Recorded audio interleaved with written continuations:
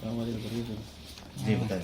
क्योंकि मुझे समाज कल्याण बोर्ड की जिम्मेदारी मिली है, इसके तहत मैं हर जिले में जा रही हूँ। और जैसे कि आपको विदित है कि समाज कल्याण बोर्ड सिर्फ राजस्थान राज्य में संचालित है, इसे केंद्रीय स्तर पर भंग कर दिया गया। मुख्यमंत्री जी ने इच्छा शक्ति व्यक्त करते हुए इसका पुनर्गठन किया है। और इसकी नवीन जो अधिसूचना है उसका भी उद्देश्य है कि महिलाओं, बच्चों और वंचित तबके को लेकर के पॉलिसी फॉर्मुलेशन इम्प्लीमेंटेशन में हम काम करें। हनुमानगढ़ जिले के दौरे का उद्देश्य यही है कि यहाँ की वस्तुस्थिति से अवगत होकर आगामी समय में जो बजट आ रहा है उसमें जो भी रिकमेंडेशन एनजीओ के माध्यम से या फिर यूँ कह सकते अधिकारियों का भी जो फीडबैक है उसको लेकर के हम सरकार को प्रेषित कर सकते हैं। अभी तक जितने जिलों का मैंने दौरा किया है वहाँ पर मुझे इस बात का संतोष है कि हमारे द्वारा संचालित सभी सेंटर्स अच्छा काम कर रहे हैं।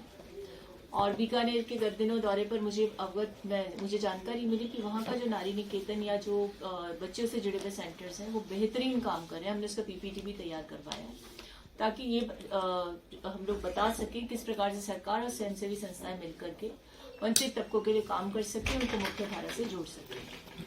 हनुमानगढ़ जिले में चूंकि पंजाब से जुड़े हुए जिले हैं, ये बॉर्डर एरियाज पे, यहाँ पर एक विकराल समस्या है जो सब्सटेंस अब्यूज की है।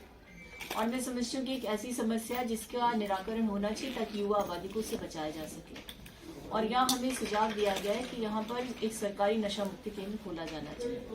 कल बजट में मुख्यमंत्री जी ने बड़ी बजट घोषणा की थी जिसके माध्यम से अवेयरनेस का काम होता है इसको लेकर के। अब हम इनकी इस सुझाव को सरकार को प्रेषित करेंगे ताकि मुख्य जिलों में जहाँ पर ये विकराल समस्या है वहाँ पर नशा मुक्ति केंद्र सरकार के द्वारा संचालित किए जा सके। इससे तर भी आपको सबको जानकारी की जो हमारा बजट गत वर्ष आया था वो सर्वस्पर्शी बजट था और चिरंजीवी स्वास्थ्य बीमा योजना जो है वो एक तरह से जीवनदायिनी साबित हुई है और ऐसी यूनिवर्सल हेल्थ स्कीम विश्व के किसी भी देश में संचालित नहीं है। ये हमारे लिए बहुत बड़ी उपलब्धि है अगर स्कीम नहीं है। और इसके माध्यम से अभी सरकारी आंकड़ों के तहत तो लगभग 27 लाख लोगों ने लाभ लिया है। 27,000 करोड़ से ऊपर की ज्यादा राशि व्यय हुई है, लेकिन ये पिछले महीने का आंकड़ा था। मैं समझती हूँ इससे भी ज्यादा अब ये इस्तेमाल हो चुका होगा। इससे इतर जो शहरी रोजगार योजना, इंदिरा शहरी रोजगार योजना, ये भी किसी देश में विश्व के कहीं भी संचालित नहीं है। इससे इतर आप देखिए कि राजस्थान राज्य में 1 करोड़ से ज्यादा लोगों को पेंशन का लाभ मिल रहा है। पीडीएस के माध्यम से कोविड के दौरान बहुत अच्छे काम हुए, जो एपिडेमिक साबित हुई। भीलवाड़ा मॉडल जो था कंटेनमेंट का वो भी बहुत अच्छा साबित हुआ।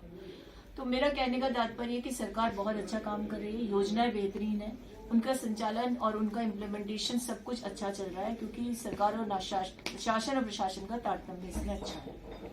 और समाज कल्याण जो है उसका तो आप जानते हैं कि विस्तार ऐसा होता है कि समाज के किसी भी क्षेत्र में जाकर के आप वहां पर निगरानी कर सकते हैं, फीडबैक ले सकते हैं, उसके माध्यम से सरकार को अपना जो फीडबैक उसे प्रेषित कर सकते हैं और सुधार का काम कर सकते हैं। ये एक ऐसा विभाग है जिसका विस्तार पूरे राजस्थान प्रदेश में हालांकि सभी डिपार्टमेंट्स का होता है, लेकिन ये डिपार्टमेंट एक ऐसा है जो एक उस तबके के साथ डील करता है जिसको यदि आप कुछ अच्छा करते हैं तो रात में आपको संतोष मिलता है कि मैंने एक अच्छा काम किया आज। तो मुझे अच्छा लगा कि मुझे समाज कल्याण बोर्ड की जिम्मेदारी मिली और जिम्मेदारी के साथ उन लोगों से, उस तबके से मिलने का सौभाग्य मिला जिसे सचमुच सरकार के सहयोग की और सामाजिक सरोकारों से जुड़े हुए एनजीओ की आवश्यकता है। तो इस सब लोग मिलकर के एक अच्छा काम कर रहे हैं और मेरा ये मानना है कि राजस्थान सरकार जिस प्रकार से योजनाओं को लेकर के आई है उसने हर तबके को फायदा पहुंचाने का काम किया है। और मैं समझती हूँ आगामी बजट में भी हम वो कुछ लाने का प्रयास करेंगे। चाहे ओल्ड पेंशन स्कीम को आप देख लीजिए, ये पहली बार देखने को मिला। लोग कहते थे कि कर्मचारी राज का होता है, लेकिन ऐसा लग रहा है कि राजस्थान में राज जो है कर्मचारियों के हित का है। और जब कर्मचारी संतुष्ट होता है तो निश्चित रूप से सरकार की योजनाओं को बेहतरीन तरीके से जनता के लिए उपलब्ध करवाता है। मेरा ये मानना है कि अगर आप हमारी इस सरकार के 4 वर्ष के कार्यकाल को देखेंगे जो कि आगामी 17 दिसंबर को पूरे होंगे, तो आप पाएंगे कि सभी राज्यों की तुलना में केंद्र के असहयोग के बावजूद राजस्थान राज्य में बेहतरीन काम हो रहा है। केंद्र की सेंट्रल स्पॉन्सर्ड स्कीम का बजट नहीं आ रहा, बहुत सारी ऐसी योजना जिसपे सरकार ने हाथ खींच लिए। सेस के ऊपर एक्साइज ड्यूटी को और लगा करके खुद का जो एक्सचेकर है उसको भरा। राजस्थान में या अन्य राज्यों में इसकी दुविधा उत्पन्न हो गई। जीएसटी का सहयोग नहीं है। वेस्ट बंगाल ने तो ये तक कह दिया कि साहब अगर जीएसटी का भुगतान नहीं करो, जीएसटी को ही खत्म कर दो। लेकिन उसकी ऐसी विपरीत परिस्थिति के बावजूद यहाँ पर किसानों को 1,000 रुपए की सब्सिडी बिजली पर मिल रही है, 50 यूनिट तक बिजली मुफ्त है और न जाने इतनी अनगिनत योजनाएं जिससे आम आदमी लाभान्वित हुआ है। योजनाओं का लाभ पहुंच सके इसके लिए समाज कल्याण बोर्ड काम कर रहा है और हमारे सभी सदस्य सभी जिलों में जाकर के इनके प्रचार प्रसार और इससे जनता को लाभान्वित करवाने का काम कर रहे हैं। और एक फर्क राजस्थान की कांग्रेस सरकार और केंद्र की भाजपा सरकार में आपको देखने को मिलेगा कि जहाँ वो लाभार्थी को वोटर समझते हैं, वहाँ हम लाभार्थी नहीं, हम आम नागरिक को अधिकार संपन्न बनाने की ओर कृत संकल्प हैं।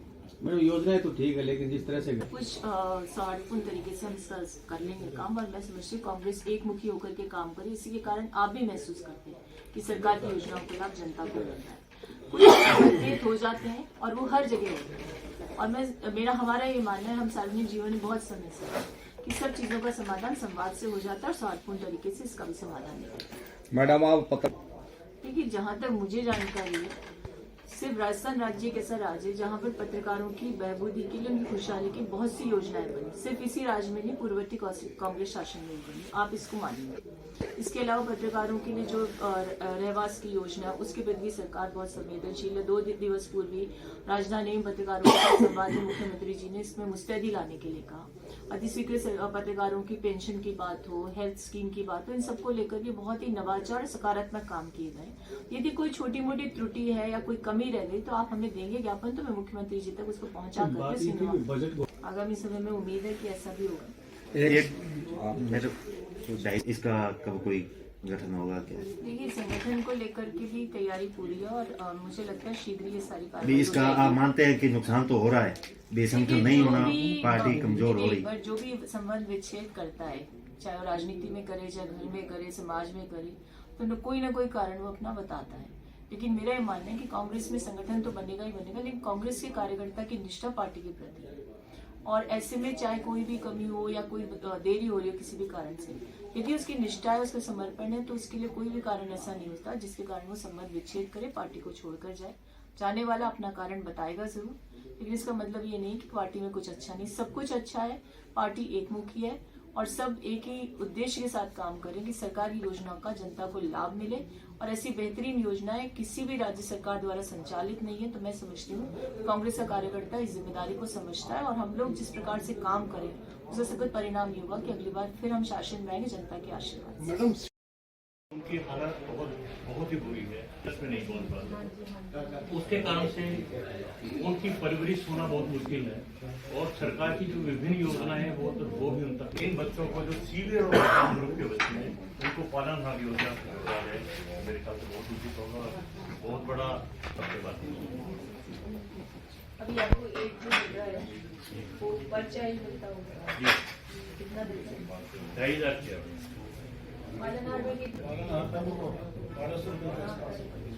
सीवियर और प्रपान ग्रुप के जो बच्चे हैं मैडम, वो हमारे तक भी नहीं पहुंच पाते हैं, स्पेशल स्कूल्स तक नहीं पहुंच पाते हैं, और हम लोग भी क्योंकि उनके ऊपर एक बच्चे